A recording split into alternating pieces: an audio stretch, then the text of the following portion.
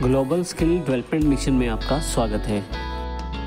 होने के साथ ही अब देखिए यहाँ का जो फ्रंट पैनल है कैबिनेट का, इसके हमने सभी कनेक्शंस कर दिए हैं, जिसमें LED, start button, restart button, USB ports और ऑडियो कनेक्टर को हमने अपने मदरबोर्ड के साथ कनेक्ट कर दिया है कैबिनेट के कनेक्टर्स की सहायता से। अब हम एसएमपीएस के कनेक्टर्स को मदरबोर्ड के साथ जोड़ने का कार्य करते हैं।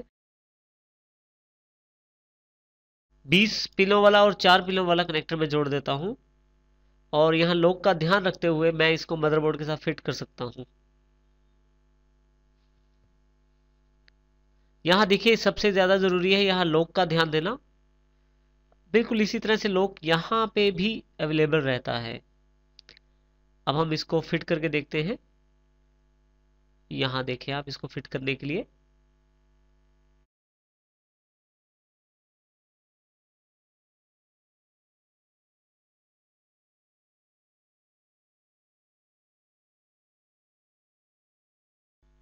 यहां मैं इसको फिट कर सकता हूं।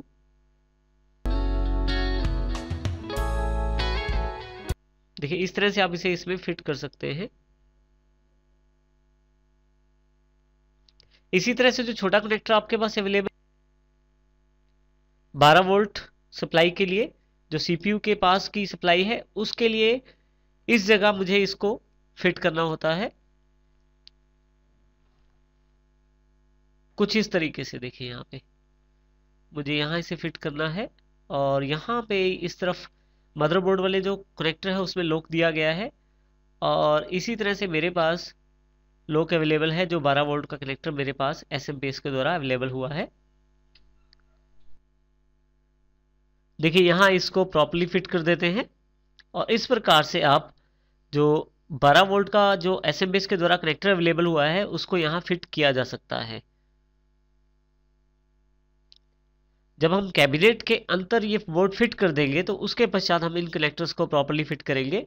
अभी केवल समझाने के लिए हम इसका प्रयोग कर रहे हैं। मदरबोर्ड को कैबिनेट में फिट करने के लिए देखिए यहाँ कैबिनेट में काफी सारे होल्स अवेलेबल रहते हैं जो मदरबोर्ड के होल्स के अनुसार होते हैं, जिसमें हम इस मदरबोर्ड को टिका के ऊपर से स्क्रू टाइट कर सकते हैं। ये देखिए सबसे पहला होल जो राइट हैंड साइड ऊपर की तरफ है, इसी तरह से नीचे की तरफ, लेफ्ट साइड ऊपर की तरफ। आप ये खास बात देखें कि ये जो होल है इसमें आपको किसी भी तरह का बेस पेच लगाने की जरूरत नहीं रहती, बेस स्क्रू लगाने की जरूरत नहीं रहती, जबकि ये जो होल है यहाँ बेस स्क्रू लगाना जरूरी रहता है, अन्यथा आपका जो बोर्ड है वो डायरेक्ट टच करता है कैबिनेट की बॉडी के साथ। इसका अंतर हम अभी देखेंगे थोड़ी देर बाद। देखिए यहां भी जो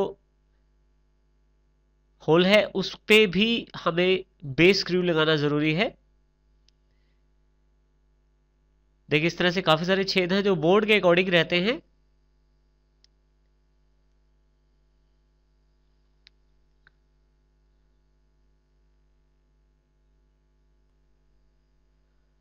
हमारे पास बेस स्क्रू उसी पैकेट में अवेलेबल रहते हैं जो हमें कैबिनेट के साथ आता है। बेस स्क्रू के लिए हमारे पास यहाँ पे इस तरह के बेस स्क्रूज आपके पैकेट में अवेलेबल रहते हैं जो आपको कैबिनेट के साथ मिलता है। इसमें आप इन बेस स्क्रूज के ऊपर अपने मदरबोर्ड को टिका सकते हैं, लेकिन इससे पहले इसको कैबिनेट में फिट करना होता है। इसके लिए हम इसको कैबिनेट में लगाते हैं। देखिए इसके एक तरफ तो गोल छेद है जिसमें आप मदरबोर्ड का होल टिका के उसके ऊपर स्क्रू सेट कर सकते हैं और नीचे की तरफ इसमें चूड़ियां हैं।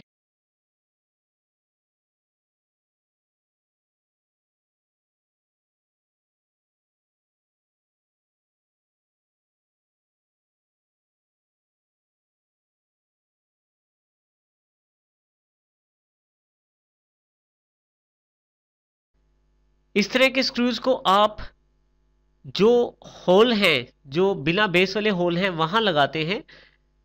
देखिए यहां भी मैंने लगा दिया है, एक यहां लगा दिया है। इस तरह से जहां भी मुझे जो नट लगाने हैं, जहां जहां मुझे आवश्यकता है बेस देने के लिए, वो उनकी जगह मैं इनका प्रयोग कर सकता हूं।